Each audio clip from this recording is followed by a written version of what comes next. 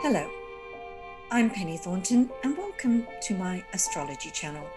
On this video, I'm going to be looking at December 2020 for the sign of Libra. Now, if you're familiar with my videos, you'll know that I do like to get a little technical. I like to look at the planets so that we can see there's a kind of reality there upon which I base my interpretations. And of course, it's a good idea to do it on something like this because when I look at my little chart here that we're now all looking at, it keeps me abreast of what I need to be talking about. These little hieroglyphs speak volumes to me. So we're going to start at the beginning. Here we are, Libra. You're in the first house. This is you personally, and all the planets are grouped around the zodiac in various houses, which talk about the various areas of life. Now, when it comes to looking at this December, I think you can see there's a large cluster of planets here at the sort of base of your chart. And this is a very important part of the horoscope because it's about the beginning of everything. In fact, the whole of the next 12 months sort of has its beginnings from the events, especially events in late December. But I'll come to that shortly because I want to start with what I consider to be the most important feature of this month, and that is the total solar eclipse in Sagittarius. And that happens on the 14th of December. Like all solar eclipses, it's a new moon, so we're talking about new chapters, new beginnings. That's just a general theme. But of course, it's an eclipse. And so those new beginnings tend to come in unusual ways and often in spectacular ways. If you're in South Africa or you're in South America, you'll be able to see this eclipse through special lenses. And you'll see quite why solar eclipses are so powerful, why they're so special. But wherever you are in the world, this solar eclipse is going to have an effect. And if you're a Libra, we're looking at the area of communications. Now, you might think, well, so what? What's a new chapter in the area of communications all about? Whew. Well, it means there's a message. There's something coming to you in the way of information, knowledge, could be a conversation, could be a text, could be an email. And that's going to change some aspect of your, well, at the very least, your thinking, but it may, in fact, have another much bigger outcome. Yes, it would be nice if we follow the astrology to the letter, and on December the 14th, here we go. The phone rings, you run into this person, you get an email, and it sort of fulfills its promise on the day. But solar eclipses, like all eclipses, have a longish timeline. So there could have already been an incredibly important communication, and it would have come from somebody. It would have been news. It would have been something that made you sit up and take notice and say, wow, that's made a difference to, well, where I go from here. But it may be to come, and it may come really in the wake of the 14th of December. So we're looking at perhaps even into early or mid-January, beyond that time. So messages are certainly one thing we need to look at. But of course, communication is where we meet the world, really. Our ideas, they go nowhere unless we can share them. And of course, communication is much more important these days since coronavirus, because a lot of us have been confined to barracks. So we've had to use the virtual world. And it's taught us a lot. And it's taught us a lot about how to communicate. So communications are incredibly interesting and incredibly important. Your ideas can now be exchanged with other people, whether they're ideas for business, they're ideas of a creative nature, whether they're just plans for the future. This area of the horoscope allows you to make those connections that allow those communications to deliver. And of course, with a solar eclipse, we're looking at something that's a great deal more important than that. It's not the only thing happening in December. In the early part of December, this planet here, this fork, which is Neptune's trident, this is dominating the whole of the astrology. And If we just think about this generally, it really, right now, as I'm talking to you, and we're thinking about certain parts of the world, what disinformation is going around? What kind of weird stuff is happening? Conspiracies, lies, misstatements, missteps. I mean, it's a kind of crazy place and has a lot to do with Neptune, because at the time I'm recording this for you, Neptune is stationary. And towards the end of November, on the 30th of November, there's a total, not a total, there's a lunar eclipse in Gemini, Sun in Sag, the moon in Gemini. So we're in a very powerful time, but it's all interlaced with Neptune and mystery. The good thing about Neptune is that it fans our hopes and dreams and desires.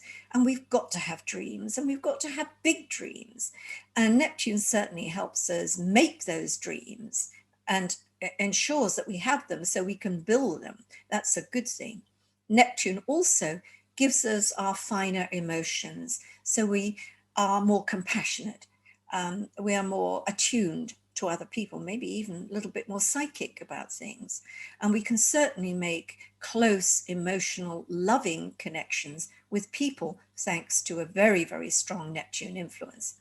However, we can also lose our grip, make a misstep, and go up a blind alley, because Neptune is about deception too. So when I think about this total solar eclipse and the idea of an important message, an important conversation, an important decision, you've got to make sure that you've got all the facts, because to go forward with only a handful of facts, assuming the rest will, be all right, is not the way ahead. You have to know what you're doing. Now, also in the months of December, we have a very, very important thing happening. Jupiter and Saturn are both entering the sign of Aquarius. And I've talked about this a lot on my website and in my writings, because it's like the age of Aquarius is now, we're there. And by the time Pluto joins in Aquarius in 2023, we're really right in there. So a lot of things are changing. We can see changes going on politically, and also with climate change. There's so many things that are taking us into this new age of Aquarius. And when we see Saturn and Jupiter going in, Saturn on the 17th, Jupiter on the 19th, and the two of them forming a conjunction that happens every 20 years, you can see this is a mightily important period of December. So the things that happen around this time to you are significant. They could be part of your future.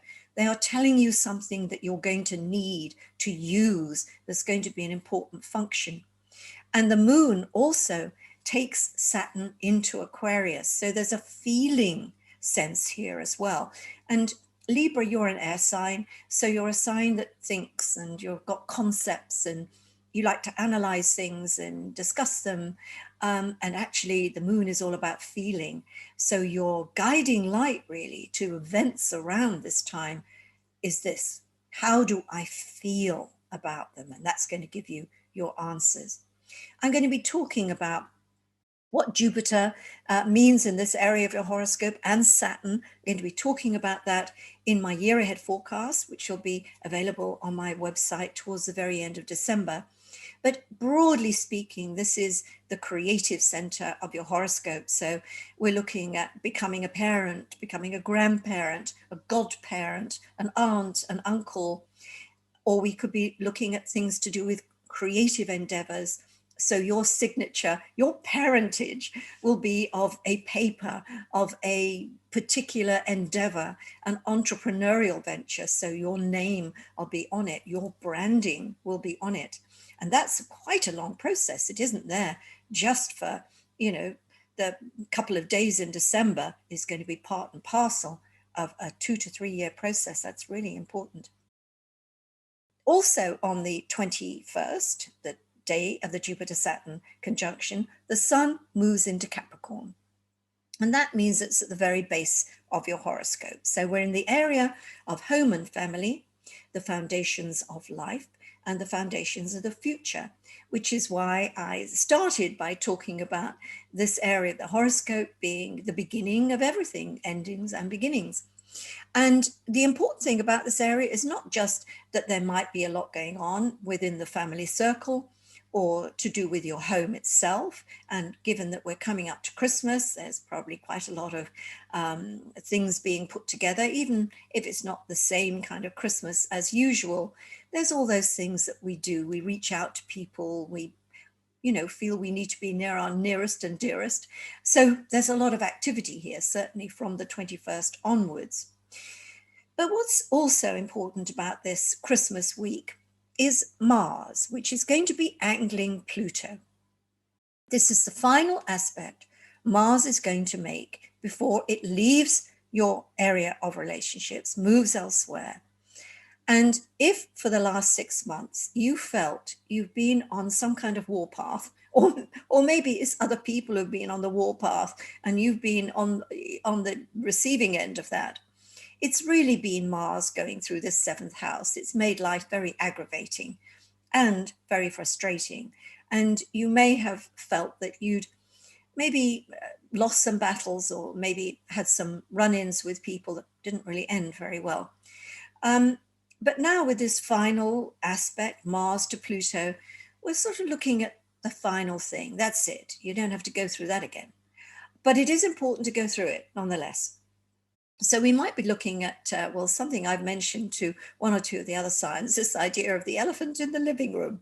What is it that nobody wants to talk about? It's probably going to come up on that Christmas Eve. And if it's anything to do with a family or a relationship or something else, my goodness, that's really something you probably rather not have that conversation on Christmas Eve. But sometimes it's better out than in, and you need to discuss it. And also you need to be real, not trying to compromise or give other people, the edge because you just don't want to have an argy-bargy. Yeah, it might be important to say what you think. But also, coming that time on Christmas Eve, I would say that sometimes that can be a real inconvenience in the sense that something could not happen.